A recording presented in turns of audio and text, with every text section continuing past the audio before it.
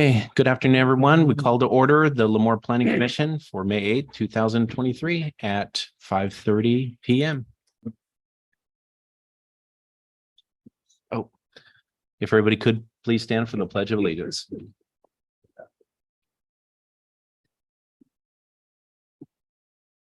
I pledge allegiance to the flag of the United States of America and to the republic for which it stands, one nation, under God, indivisible, with liberty and justice for all.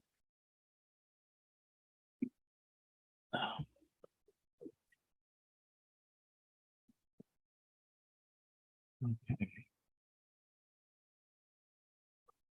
Roll call. Okay.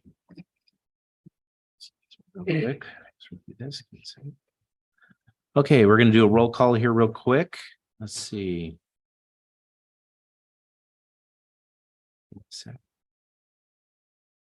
Commissioner Brewer. Present. Commissioner Clement. Present. Commissioner Echegoyen. Here. And Commissioner Mead. Here. All right. And I'm Commissioner Couch. I'm here.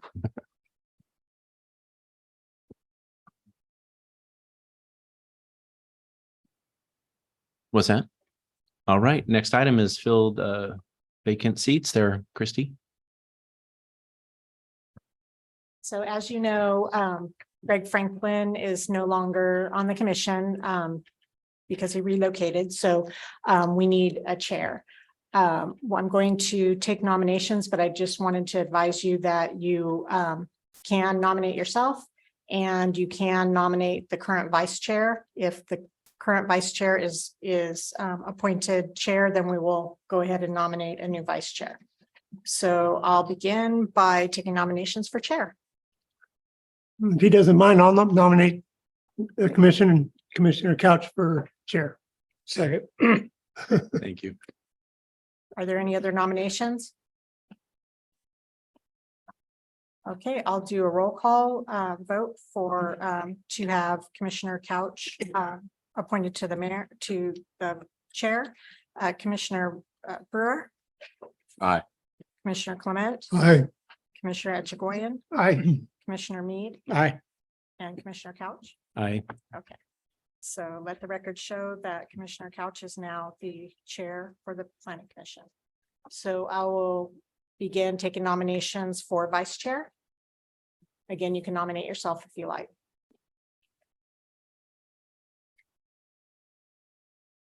There's no other members want to say anything. I'd like to nominate Commissioner Echegoyen. Are there any other nominations? Do I have a second? I will second that.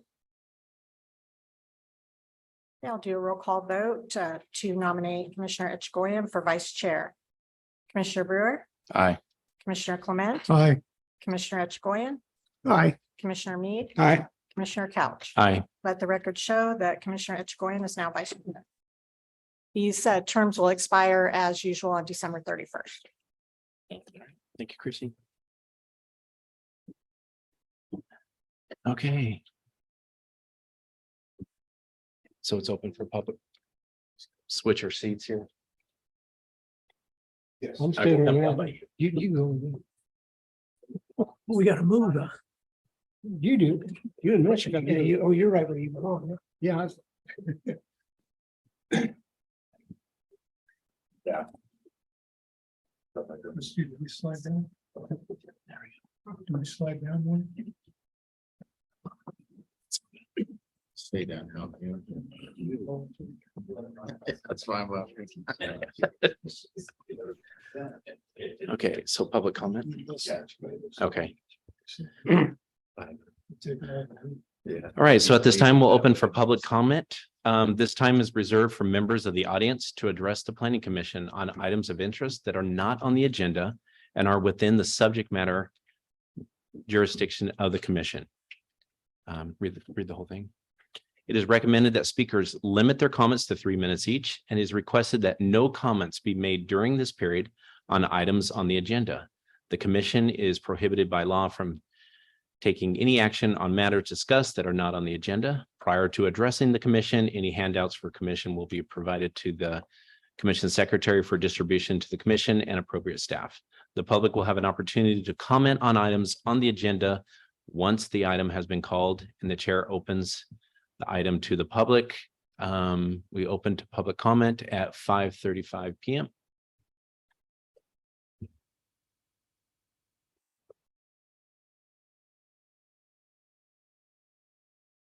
Good evening, Frank Gornick, 656 Cambria Lane, Lemoore. The items I'd like to address that aren't on the agenda have to do with a joint planning meeting between the city council and the planning commission and our director of planning and our city manager and staff. And the reason I'd like us to do that is because as a council, we've worked on a strategic plan, but I often think both as a private citizen and now as a council member that sometimes we don't know what the right hand or the left hand is thinking about similar subjects. Similar subjects are things like, do we have a standard for sidewalks? One example. I see new developments going up and I see sidewalks that are standard old-fashioned size.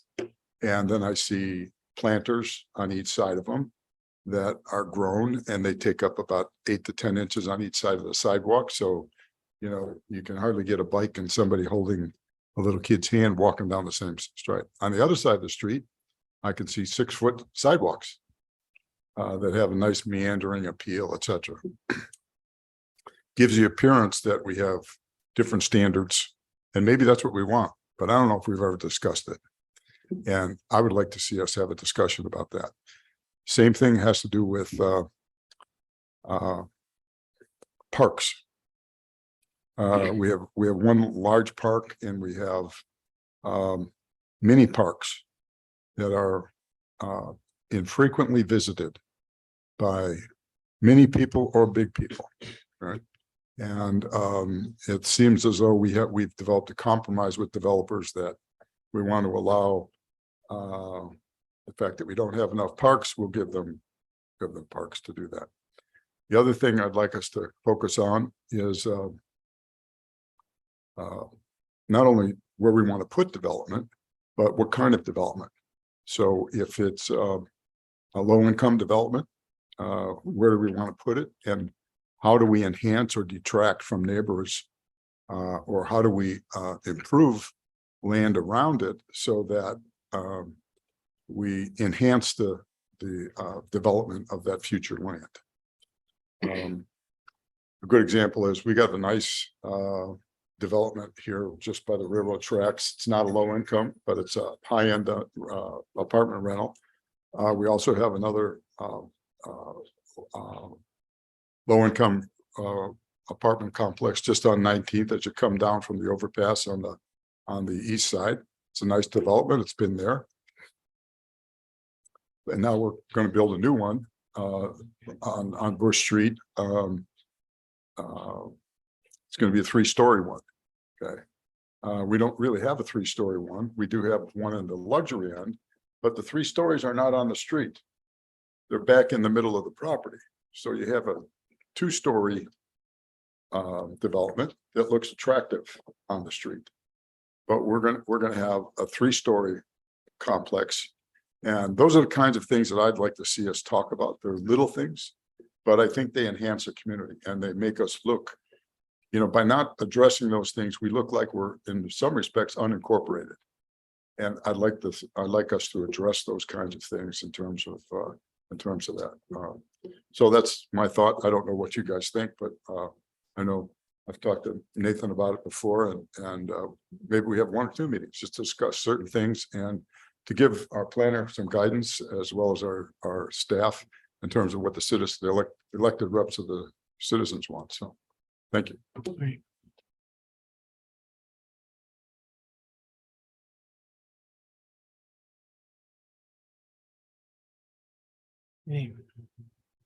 Anybody else? No? Okay. So do I close it? Okay, we'll close the public comment at 5:41 PM. Approval of minutes. They're two different ones. Okay. Let's see. So we're going to do the next one, which is approval of minutes, the regular meeting that was on March 13th, 2023. Just asking. Wait a minute. Do we have a motion to approve the minutes of the regular meeting of March 13th, 2023? Mr. Chair, if there isn't any other discussion among my fellow trustees, I'd like to approve the regular meeting minutes, special meeting minutes rather, April 24, 2023. Wrong one. Yeah, we're going to do the regular meeting on March. Regular meeting. Yeah, the regular meeting. Yeah. Okay. Okay, do we have a second? I'll second. All right. So then we just do a roll call. Do a voice vote. We have a first and a second. Okay, so we'll go down the list here. Okay, hold on. Sorry, guys. Okay, so do we have an approval of the minutes for, let's see, We have to. roll call? Okay. So Commissioner Brewer, Aye. Commissioner Clement, Aye. Commissioner Echegon, Aye. Commissioner Mead, Aye. and I also vote aye. So minutes are approved, regular meeting, March 13th, 2023. Okay. Then we'll do real quick, another one, approval of minutes for the special meeting, April 24th, 2023. Do I have a nomination for that? I'd Or like to recommend we approve the minutes, special meeting, April 24, 2023. okay, thank you. Do I have a second? I'll second. Okay. So do a roll call of the approval of minutes for the special meeting, April 24th, 2023. Commissioner Brewer, Aye. Commissioner Clement, Aye. Commissioner Echegon, Aye. Commissioner Mead, Aye. and I also vote aye. All right, approval of minutes, special meeting, April 24th, 2023. Okay. This is next one. Okay, report and recommendation, request by Helena Agri Enterprises, Garrett Davis as acting agent to extend approval of major site plan review number 2020-06 and accompanying planning entitlements for 1 year. The project proposes to construct a new facility for the storage, blending, and sale of bulk and prepackaged dry and liquid fertilizer, along with the storage of agricultural protection products on the site located in the southwest corner of Industry Way and Production Avenue in the city of Lemoore. Good evening, Chairman Couch and Commissioner Steve Brandt, City Planner. Your commission approved a major site plan review for Helena Agri Enterprises on April 12th, 2021. Since that time, the developers purchased the property and has submitted building permits, but they haven't been approved yet. So they asked for an extension. The site plan approval is usually good for 2 years. So we, the day before expiration, they asked for a 1-year extension, which is what we're bringing before you tonight and recommending that you give them a 1-year extension. We're pretty confident that they'll have a building permit within the next year.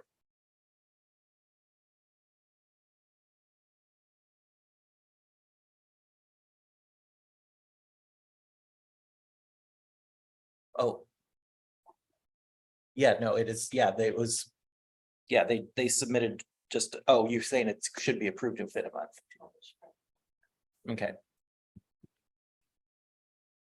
So we're just recommending that you give them a 1-year extension on the major site plan review approval. Okay.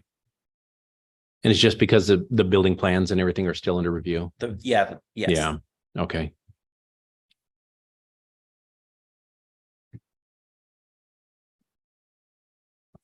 So basically, nothing has changed since 2021. Nothing has changed. Initially. Nothing has changed. They purchased the property. They're Okay. moving. When we look at whether to recommend approval of an extension or not, we look at, have they been making progress? Have they been moving diligently forward? And they obviously have. It's just taken a bit longer. In that case, I'd like to move, we approve resolution 2023-04 for the Okay. extension. We're going to actually wait for public comment. Excuse me. Yeah, no problem. Okay, The only reason I knew that is because he told me, so don't worry. All right. All right. I'd also like to open it up to public comment.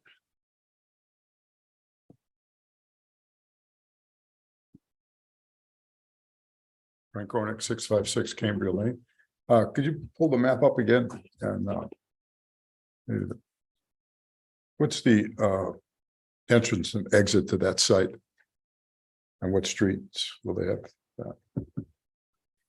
Industry Way development. Okay, Just north of just north of the Plano site. Okay. Yeah. No entrance or exit on extension of Bush there. Yeah. Okay, thank you.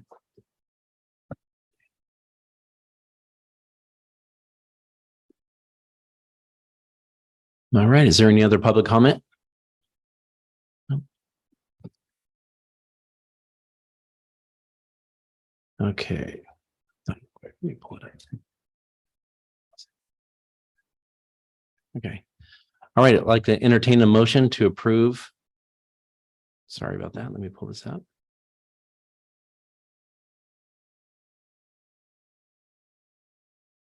Here we go. I'd like to entertain a motion to approve the request by Helena Agri Enterprises for the extended approval of major site plan review number 2020-06 and accompanying planning entitlements for 1 year. Do I have a motion? Do I have a first? Can we see the motion? I don't remember the number. Oh, yeah, it's right here. 2020-36. Yeah. Okay, I'd like to recommend that we approve the recommendation to extend this for 1 year for the site plan review 2020-06. Do I have a second? I'll second. Okay, we have a first and a second to adopt resolution 2023-04, 1 year extension of time for major site plan review number 2020-06. Let's see, Commissioner Brewer, Aye. Commissioner Clement, Aye. Commissioner Mead, Aye. and Commissioner Echegon. Aye. And I also vote aye as well. All right. So it was approved. Okay.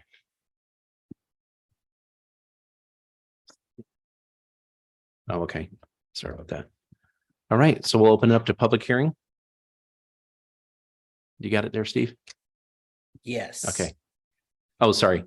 Going to open up a public hearing for tentative subdivision map tract 793 and major site plan review number 2022-04, a request by Daily Homes to divide 17.87 acres into 30 single-family lots, 12 multifamily lots, with the remainder located at the northeast corner of SR 198 and Highway 41 in the city of Lemoore. The mitigated negative declaration previously prepared and approved for general plan amendment number 2016-02 and zone change number 2016-02 is appropriated to be utilized for evaluation of environmental impacts of this project in accordance with CEQA, as the mitigated negative declaration considered environmental impacts that could result from a project of approximately 134 residential units, which is larger than the number of units in the project being considered. There you go. Thank you again, Steve Brandt, City Planner. If this project looks familiar to you, it's because you did approve it a little over 2 years ago. Unlike the previous one, this one did expire, and we don't really have any leeway with the MAP Act. If a map expires, we have to consider it expired. So we worked with the developer, and they have submitted pretty much the exact same map again for your approval as a tentative map. This map, as the chair said, has a mix of multifamily and single family lots. They'd be similar in design to what Daily Homes has been building out there for a number of years. The single family lots are all over 7,000 square feet. So this project meets all of the city standards and therefore does not require a planned unit development PUD. Access would be through the neighborhood to Silverado. the city's asking for easements over the temporary cul-de-sacs at the end of the stub streets, and then let the block wall along the freeway be installed based on the height that it is now, that they continue the height from, because there's the block walls installed on either side. If you continue the height so that it matches in the middle, that's the height that we want it to be. All of the other conditions we're recommending are pretty much standard for subdivisions. And we are recommending approval again of the major site plan and the tentative subdivision map. Christie did receive a letter or an email today, late. So did you want to read that, or how are we? Huh? Do it during the public hearing. She's going to read it. So I'm open for any questions you have of me. So Steve, the multifamily units, they're gonna go on the top of the, Yeah, kind of what's on Okay, there, the right? northwest part. Yes. yeah, okay, And that's a continuation of, there's multifamily units Oh, north, yeah, north of other side. that. So Right. it's basically just a continuation, very similar. which is exactly what they. Which is what they applied for and got approved Yeah. a little over 2 years ago. Is this the same site that did expire and they didn't renew, or This, am I? yeah, this It is, This okay, one did expire. right, okay, And so that's why they're back here asking for approval again. So this Gotcha. is, so unlike the last one, which was just an extension, this Yeah. is a new approval. new approval, okay.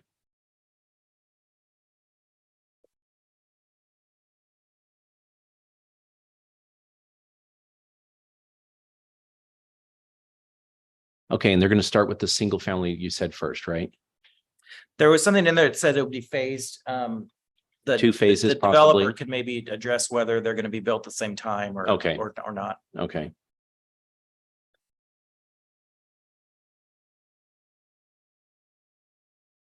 Okay, any other questions? No? Open for public. All right, at this time, we'll open it for public hearing. Okay, if the applicant would like to come up first.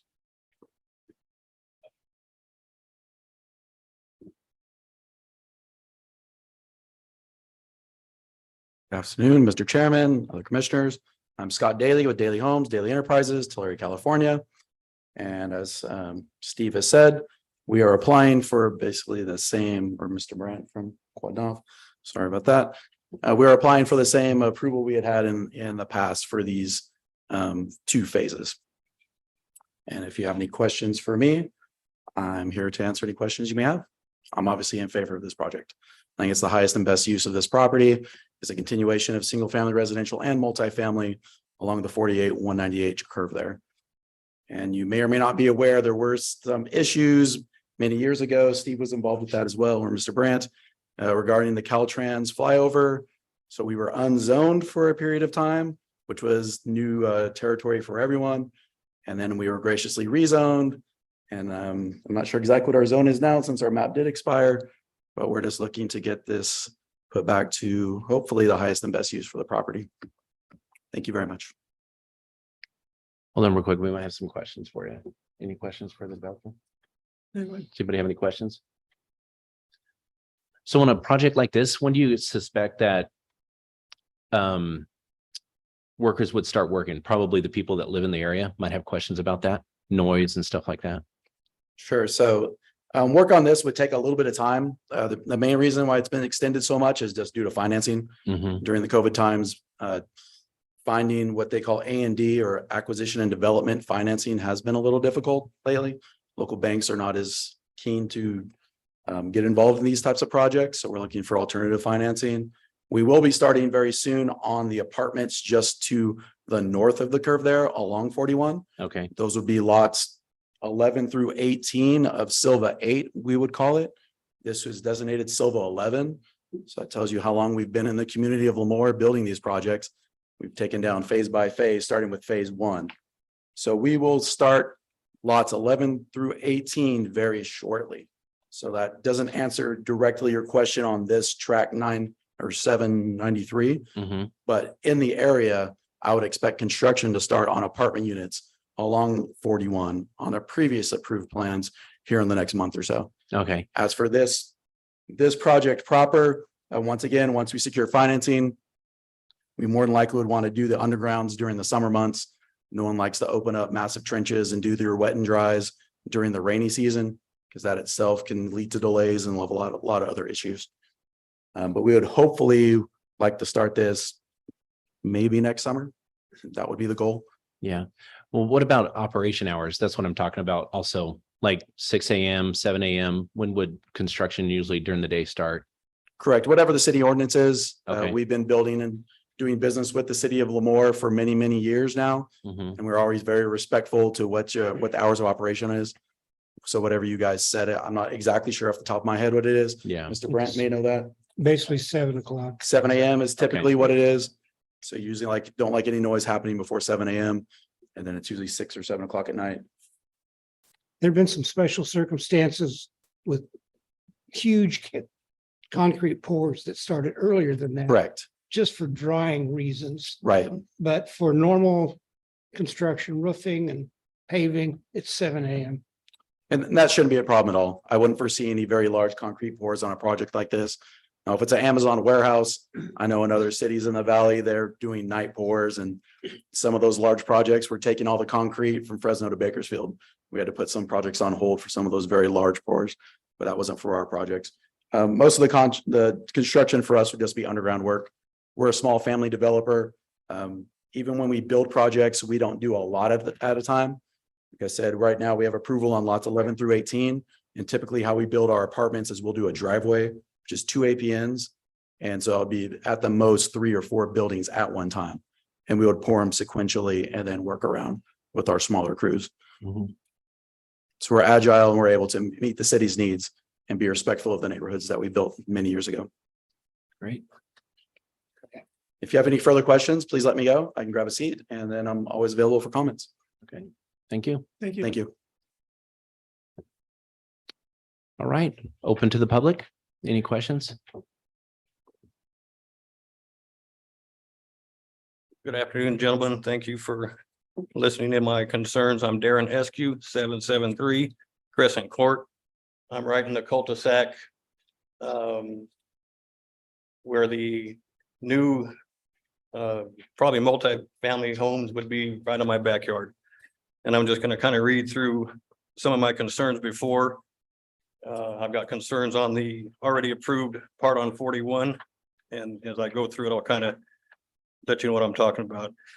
So basically, I would like to address the issue of apartments being built in the proposed area located at the northeast corner of State Route 198 and State Route 41, south of San Simeon Drive and west of Arcata Avenue. The 3 issues myself and neighbors are concerned about are home values, 1. Home values and factsperrealtor.com. The neighborhood features drag down home values. Those things that bring them down are, bad schools at 22%, strip clubs at 14, high rental concentration 13.8, and homeless shelters 12.7. High renter concentration falls 3rd worst between strip clubs and homeless shelters. Apartments will bring down our home values. Just like Frank said, I'd like to see something that looks a little bit better in that area, not to say Daily Homes. They do a great job at homes. They do a great job at their apartments. Number 2 is the noise due to our house. Our backyard only has 12 feet from the house to the fence. So if they put apartments right there, I would have basically apartments right in my backyard. I got a really unique situation where I've only got 12 feet from my fence to the back of my house. Not most of the yards have 25, 30 feet. So that's one issue. 3rd issue is traffic. As I've discussed before in front of the city council, the facts based on already built daily apartments on the east side of Sonoma Avenue between Silverado and San Simeon Avenues, there are 30 apartment units on the east side of the street alone, resulting in an average of 35 to 45 vehicles parked on the south side of the street, on both sides of the street. On trash day, there are 35 to 45 vehicles and approximately 62 cans. If that 41 area, which like you said is already approved, it goes through, you're gonna have, this development apartment, the results based on the east side units would be 70 to 90 vehicles and 124 cans. Sonoma Avenue is already full of vehicles at 45, and there's no way it could accommodate 70 to 90 vehicles, thus resulting into overflow parking and traffic into the surrounding neighborhoods. Sonoma Avenue is also the main inlet to our neighborhood, and when two cars are passing each other on that street, it becomes very crowded and unsafe. I ask you guys to drive it yourself and see, it's very crowded, and if we add the apartments on the other side, it's gonna get worse. They supply garages. I would say probably 80% of the people fill their garages with junk, and the rest of them park in the street. And you're getting more and more families that got 2 and 3 vehicles, and it's just crazy. Just coming home tonight, there was 30 cars at 4 o'clock, and that, everybody hadn't got home yet. And it's an eyesore when you drive through there. So like I said, allowing daily to build on the west side of Sonoma should be reconsidered due to the amount of vehicles it bring and the lack of parking available.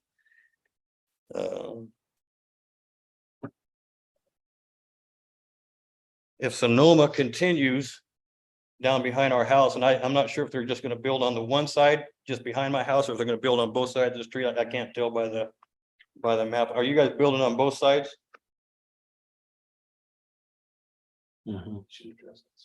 You, In other words, how does Sonoma carry behind? so you'll ask us the questions and Yeah. then we can present those to the city planner and Okay. yeah. So basically, if you're gonna have apartments down to both sides of Sonoma all the way around our house, you're gonna have the same issue with people parking on the street on both sides. The fact is, home values will go down with addition to apartments. The fact traffic and parking already an issue will become considerably worse with the addition of more apartments. Appreciate you guys' time. Thank you. Thank you.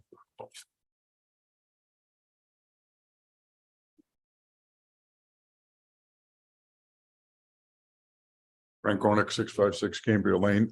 My issue really has to do with traffic load in those areas and our inability as a city to move that traffic smoothly. So if you look at where the apartment complex is designed, I walk in that neighborhood probably 4 or 5 nights a week, and on one side, there's the anticipated new apartments. But if you go there around 7:30, that street is lined with parking on both sides, just because of what the gentleman just said. Everybody's got stuff in their garage. They got one car in, maybe they can't get the second one in, so they either put it on the street. If you can't get next to the apartment, they park across the street where there's nothing there. You're going to replicate that on the other side. Now, exiting that area, my concern is that they have to go up to the Bush area, and they're either going to go left to get on 41 north or south. And it's going to be all we have is a 4-way stop there. And so you put 70 to 80 automobiles leaving at 7:30 in the morning or 8 o'clock, add to what's already there. You're going to have a lot of congestion moving through that area. On the other side, where the homes are going in, I anticipate that those are supposed to be, at least at the original plan, those are supposed to be larger homes. No question about it. Daily builds a larger home. But there again, if individuals are going to be exiting that parcel, there's only 2 areas that are show on the map right now where they would come into that area.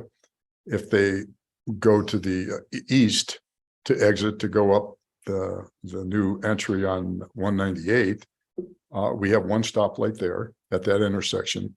But you're going to have again, you've got apartments that they're going to be driving into, those homes are going to be driving into. You're going to put a lot of traffic bearing on those streets. And I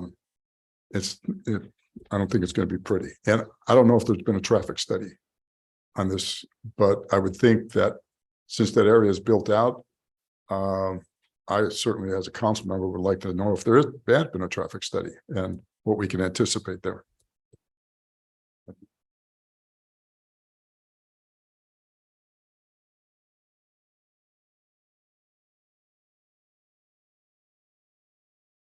All right.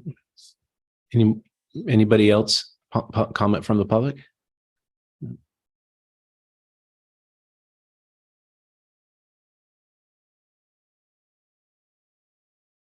Hi, good evening, planning commissioners. Steve Macias with Four Creeks, Visalia, California. I just wanted to quickly just state that the project is consistent with the existing zoning. And so at some point in time, I believe there will be apartments built here. And I want to say that Daily Homes builds a very quality product. And so I think you're getting a really good product out here. So we're supportive of the project.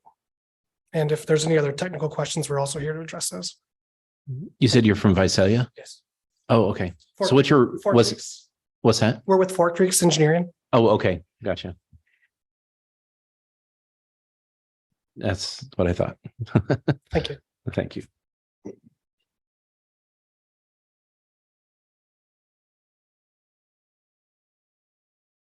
Yep.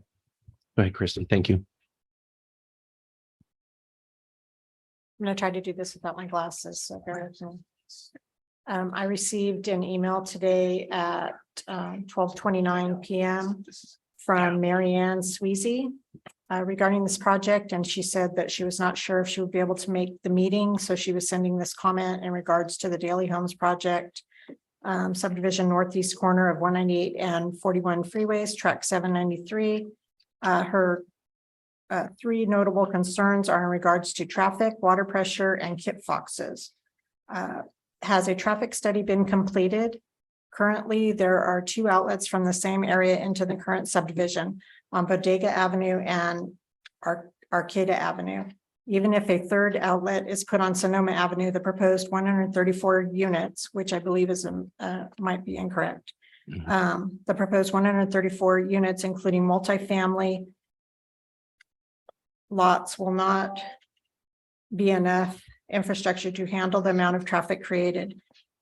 To get in and out of this current subdivision, we only have 3 outlets, inlets, and traffic is heavy at times already without the added 134 units. Currently, our subdivision is already experiencing issues with low water pressure, especially during high use times. What will more units do to our water pressure issues? How will this be addressed? This is very hard. I'm sorry. And lastly, kit foxes have been seen in the open field areas over the past few years. Has any study been completed to make sure this is not currently a protected habitat? Thank you for your time, Marianne Sweezy. And she did not leave her address. All right. Thank you. All right. Any other public comment? Okay, we'll close public hearing at this time. And we'll open it up for the commissioners, and thank you, Steve. All right, any questions? Yes, I have a question that, so each one of these lots, there'll be 2 units? On each Of the one? on the multifamily lots, Yeah, most of them have multifamily. most of them have 3 units. I think there's one that has 2 units. Okay, Is it going to mirror the one that's just north of it? Pretty much, It yeah, in is, terms of the okay. design and style, yeah. okay.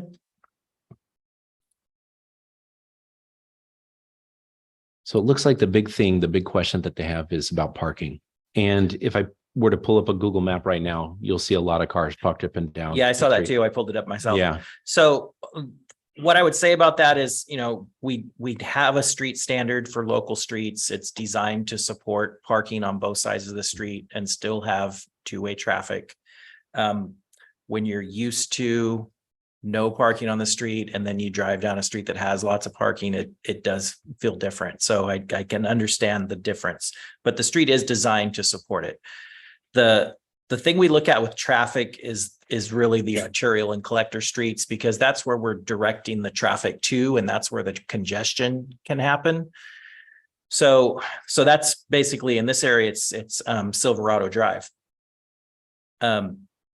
This project, I did a quick, or not a quick calculation, I did the calculation, and in terms of peak hour, we call it peak hour trips, which is considered the busiest hour of the day. For traffic, the project was going to generate 50 trips, and that's not enough to even do a traffic study. okay. It's a small amount. It's less than 1 per minute. So if you spread it out, Yeah, so that's why a traffic study was not done, because of that. Question about the kit fox and whether a biological study was done. We did not do one because the site was basically has been continuously dissed, Mhm. and that eliminates the possibility of habitat. I'm only speculating now, but oftentimes people mistake gray foxes for kit foxes. They're very similar, and there's a lot more gray foxes than there are kit foxes. But I'm not going to make a judgment because I haven't seen either. So, but in terms of the habitat, that's why we didn't do a study. There is, however, a mitigation measure in the CEQA document that says they need to have a biologist clear the site prior to any grading. So if they find something, then they'll stop and address it at that time. Water pressure was also raised. That's right. Water pressure. I talked to the city engineer this afternoon. He had not heard of a water pressure issue in this neighborhood before. This is the first time he'd heard of it. But he said there's ways they can do tests to determine if the pressure is low and then address it. That would be, in our mind, that would be a larger issue to deal with than this subdivision. If there's a water pressure issue now, we need to address it, whether the subdivision is there or not. Because we've got two things basically. There's the whole hydrant system that's interconnected with various engineering feats. And then there's for the regular lots, where people are going to water their lawns and fill their Yes, swimming pools or not wash their driveways, but something else. So that's a concern, you know, for everyday citizens, as far as I'm concerned. So if the water flow and the water pressure is sufficient for that area, then it should not be an issue. correct. And as he said, if there is an issue, there's things that can be done to address it, and it wouldn't be a requirement we'd place on this subdivision. It'd be just part of the regular public works maintenance and upgrades. Steve, do we know how many single-family homes are in that subdivision already? Oh, no, that's a good question. I had not counted it. Do you I know? was just kind of curious of what kind of percentage we're adding Percentage addition? that we have, yeah. I mean, just eyeballing it, it looks like you're adding another It looks like 15, we're adding 15 to 43. 20%, 15%. Yeah. As you can kind of tell, I mean, the neighborhood was kind of master planned out Mhm. at the very beginning. Right, And this is basically the last or the second to last phase. Having traveled that area frequently on foot and in a bicycle, the majority, I think, are single-family dwellings. There aren't that many apartments. The apartments that are most obvious to me are the ones along 41, coming down from Bush, which is an extension here.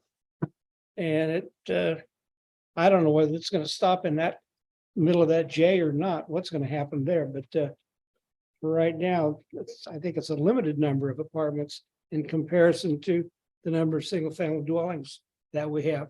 That's a pretty good sized neighborhood. It is. And it does have what would you call it? It's a little bit hamstrung because of the existence of the two freeways. So there's not a neighborhood in the middle of the city. You have four ways to leave: north, south, east, and west.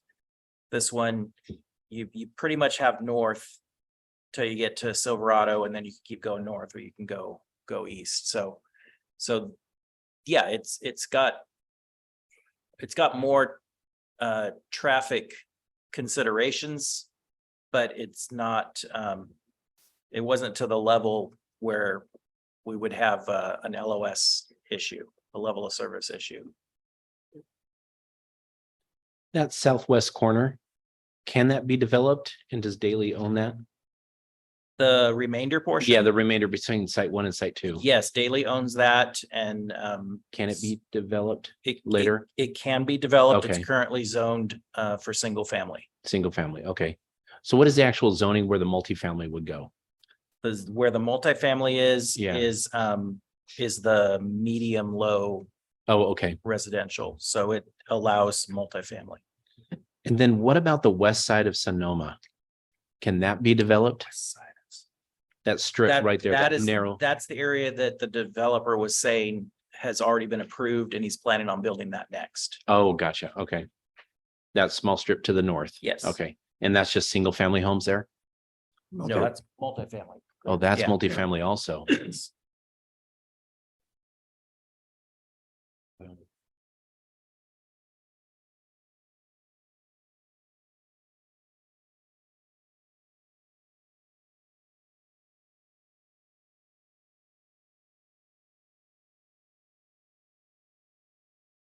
Do we have any other questions?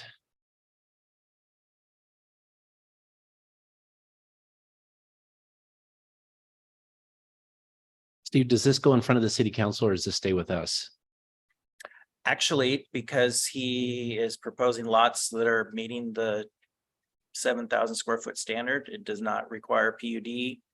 And therefore, it would only go to the city council if it was appealed. Okay.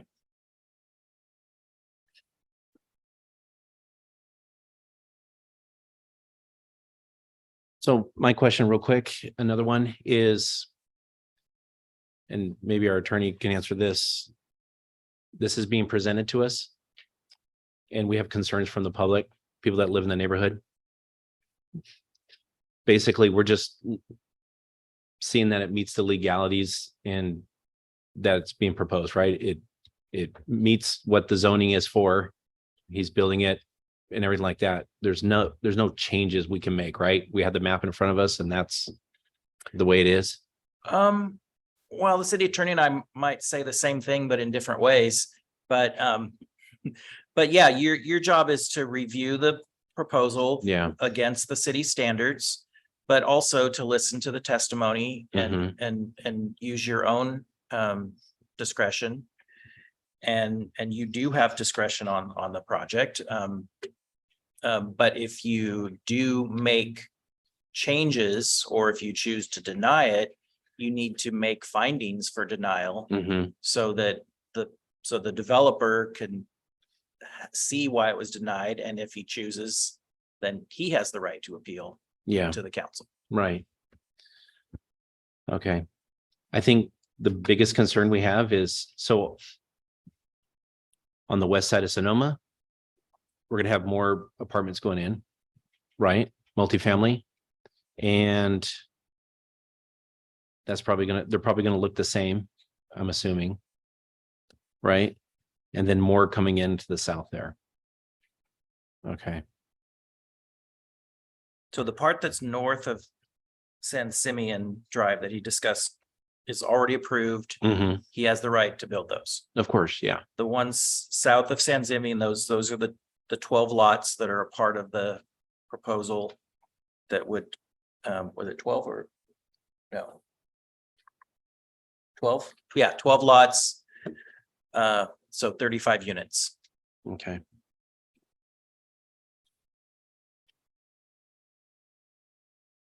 So if I remember right, when Daley they had to go and get these rezoned because of the whole Caltrans thing.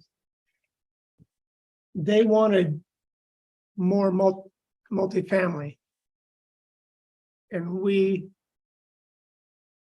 came to an agreement that what we have here is What you'd what we allow. ended up as multifamily. Well, can you put the zoning map up Because again? I believe they wanted to go farther around in the beginning. Yeah, I want to make sure. And they came to a concession, that they would back it up. I want to make sure I get the history right, so I want to see the map again before I comment. Okay, the area where that's the, what is that? Pinkish putty area is the low, medium density residential. And that's where the 35 units are proposed right now. Uh-huh. So that was always zoned low medium. Even The before. area, even before. It's the rest of the swoop that did not have any zoning. The developer asked for half of it to be multifamily. Okay, that's what it And was. you and the city council chose to make it all single family. Okay. Remember that. Yeah. One thing I should note though, this is, as far as what's before you, as far as the resolution is approval of a subdivision map. The map has been engineered. It has been presented to you with all the work by engineers, by staff and everything. It's not really the role of the commission to start shuffling things around and so forth. I mean, this is what's been presented to you. Yeah, that's kind of the question I had. So thank you. Thank you for answering that. So.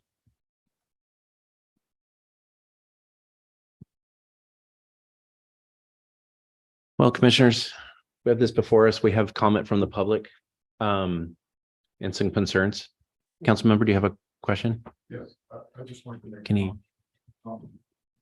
It was stated that we Yeah. have, used that, it was stated. Yeah, Are you okay with opening up? a public yeah, we can open up back up public comment. It was stated that we have, streets that are designated a certain size, okay, that we all live by.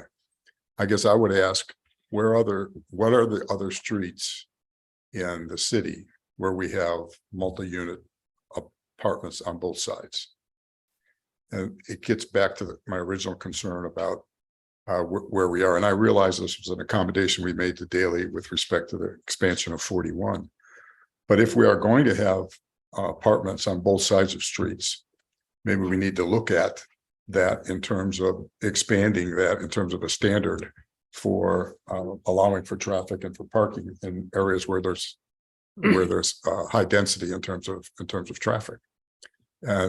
Because it's, we're trying to, put 10 pounds of what in a 5-pound bag to make this work, and it doesn't come out looking good. So we need to have some flexibility there to allow you to make some good recommendations and for us to present some other issues or other things for developers to be concerned with when they bring us projects. So thank you. Okay, we'll close public comment again. Open it back up to the commissioners.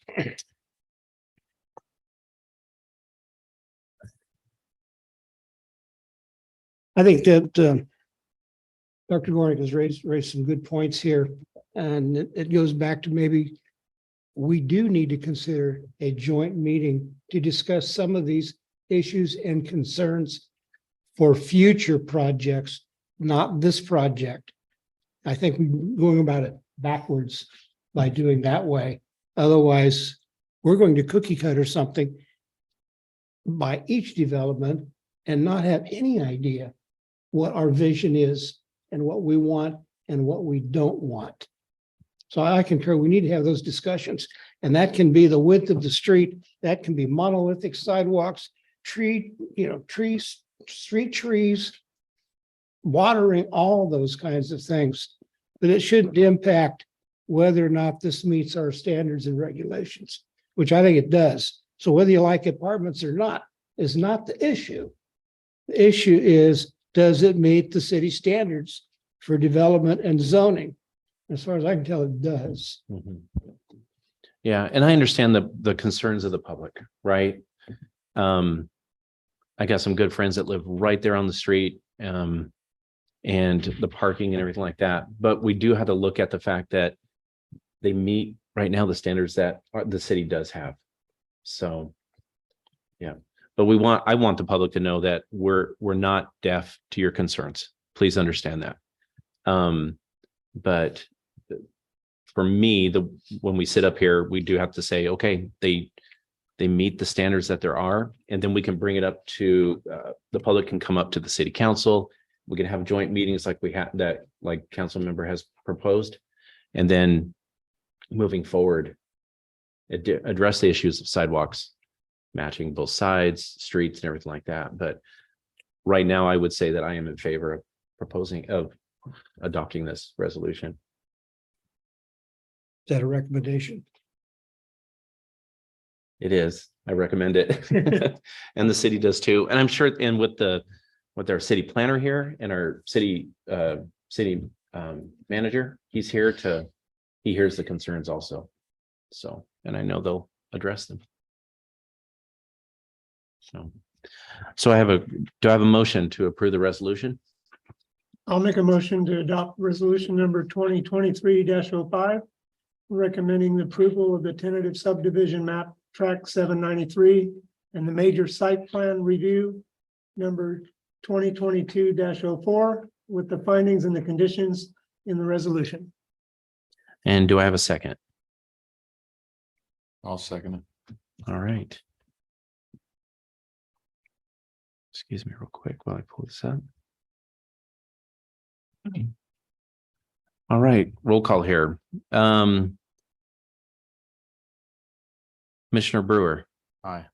Commissioner Clement, Aye. Commissioner Edgecombe, Aye. Commissioner Mead, Aye. and I vote aye as well, Commissioner Couch. All right. Say it's adopted. What's that? All right, we'll move on to director's report. Nothing from the director. Okay. Commissioner reports, requests for our fellow commissioners. I just want to thank Dr. Gornick for coming, and I think it's a great idea, what he brought up about us getting together. Yep. I would second that. Thank you. And I would like to humbly thank the other commissioners for nominating me for chair. I appreciate that. I've only been on this just a little over a year, and it's an honor. I appreciate it. And to the public, I apologize for my stuttering and everything. It's been a long day at work, and this is the first time I've done this. So I promise you, with all the years that we have up here, that's not a pun with the age. It's just experience of a lot of these commissioners up here. They have a lot of years being on this commission, and I appreciate them. And thank you for your confidence and everything like that. Thank you. All right. Anything else? Okay. We will adjourn the meeting. Let's see, at 6:23 p.m. Thank you.